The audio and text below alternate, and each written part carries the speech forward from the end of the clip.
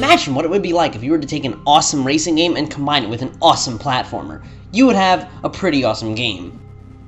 Unfortunately for us, we're not playing an awesome game. No, we're playing this piece of shit.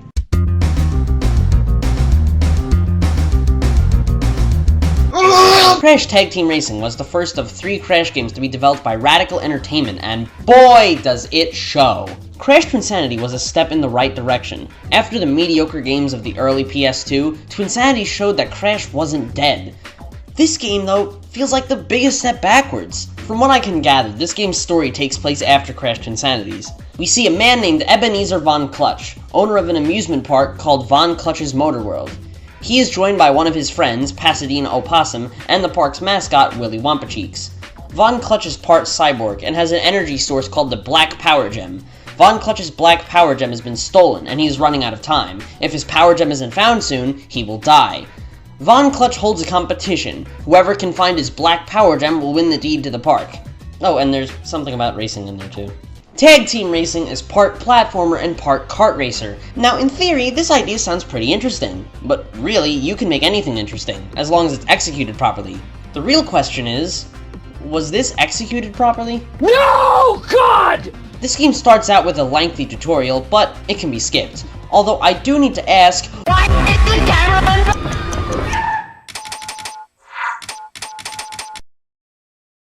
Never mind. Crash's controls in this game feel bizarre and awkward. Landing jumps can be annoying, but it also feels like there's a slight delay in my jumps. When I run towards the edge of a platform and prepare to do a double jump, my jump doesn't activate in time and I end up falling off.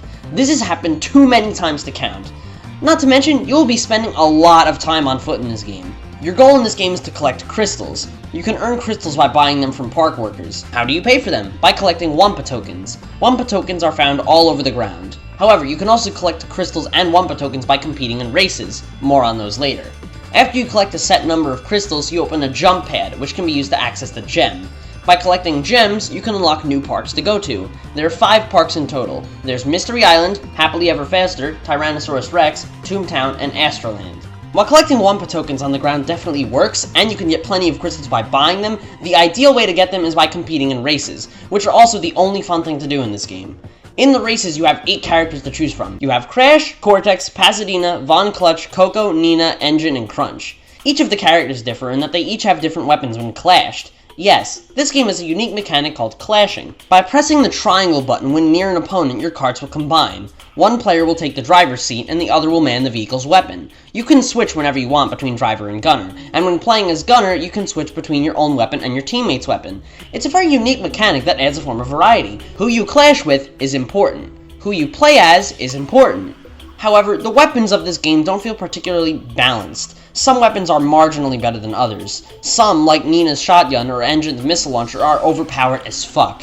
Meanwhile, characters like Cortex and Von Clutch's weapons are absolutely worthless. While it can be fun to go as a single rider, the best way to play is by being clashed. When clashed, you and your teammate can power through the race, quickly. This makes the races incredibly easy, even on the hardest difficulty. As long as you stick with Nina's shotgun, you can pretty much just say "Shut the fuck up!" to anyone who tries to cross you. However, despite the races being easy, I still enjoyed them. It's fun to just go on a power craze sometimes.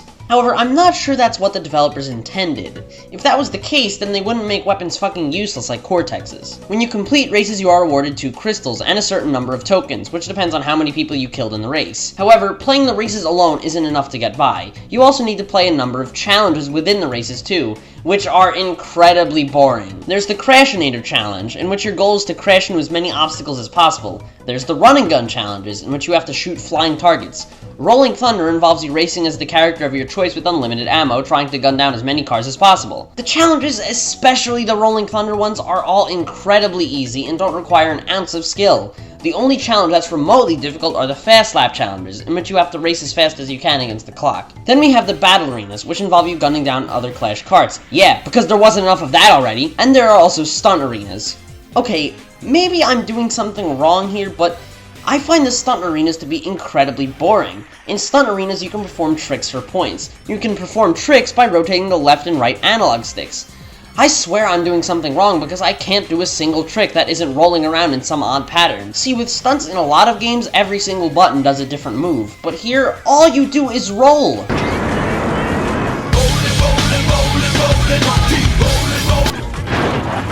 tried mashing buttons to see if I missed something, but I couldn't pull off a single trick outside of rolling in circles. However, the races are awesome. The power craze feeling of them makes them exciting already, but there are a number of mechanics that make it even more fun. You can pick up items to throw at your opponents, which, if you are the gunner, can be intercepted.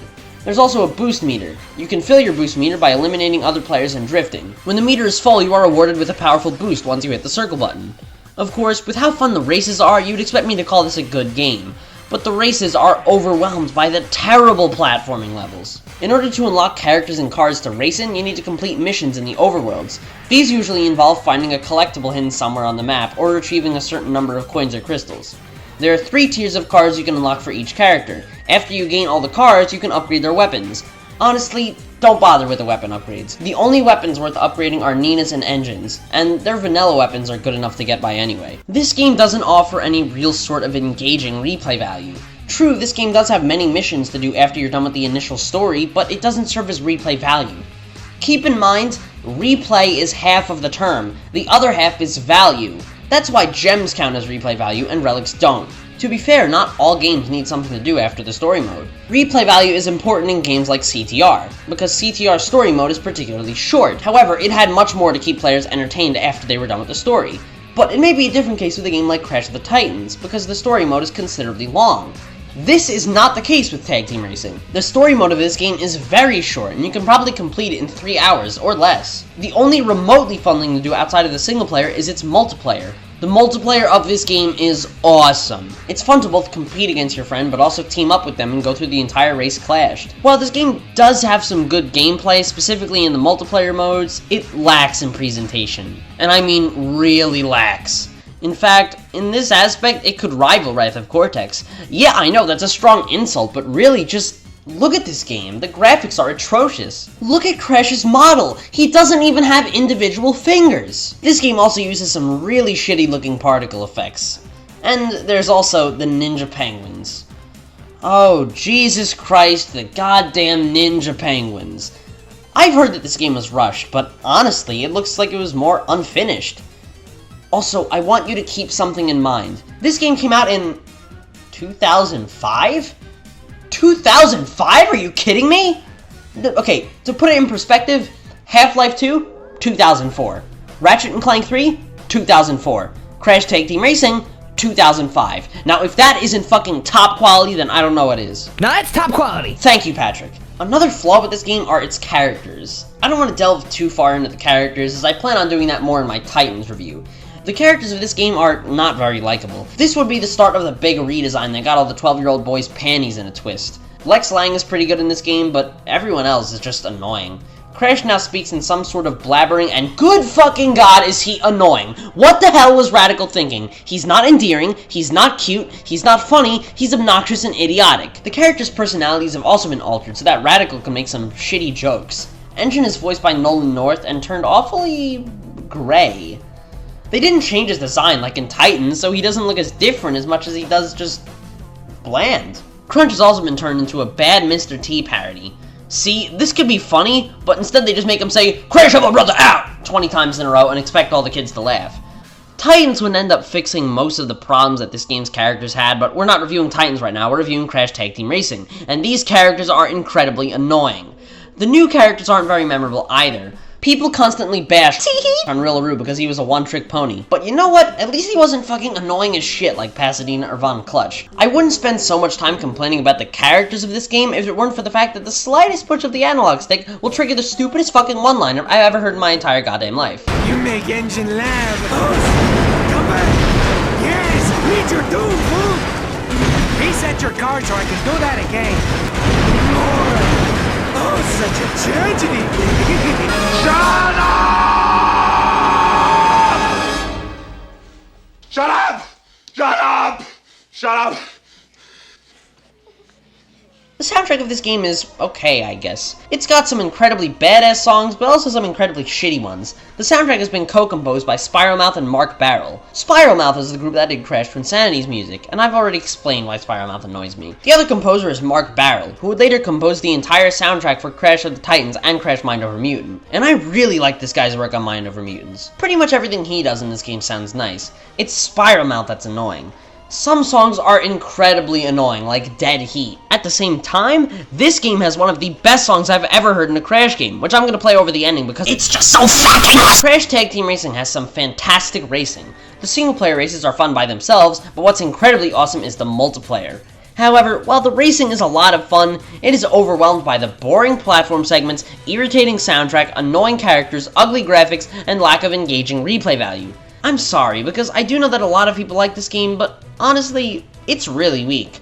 Both as a standalone title, and especially as a follow-up to Crash Twinsanity. Crash Tag Team Racing is a mediocre game.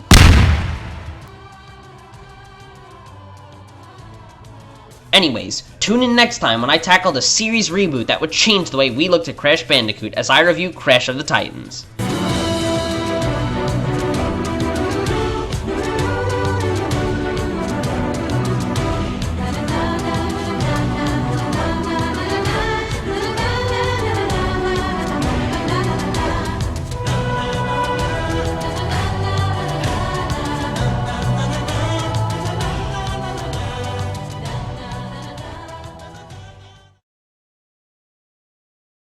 Shut the fuck up, fat man. This ain't none of your goddamn business.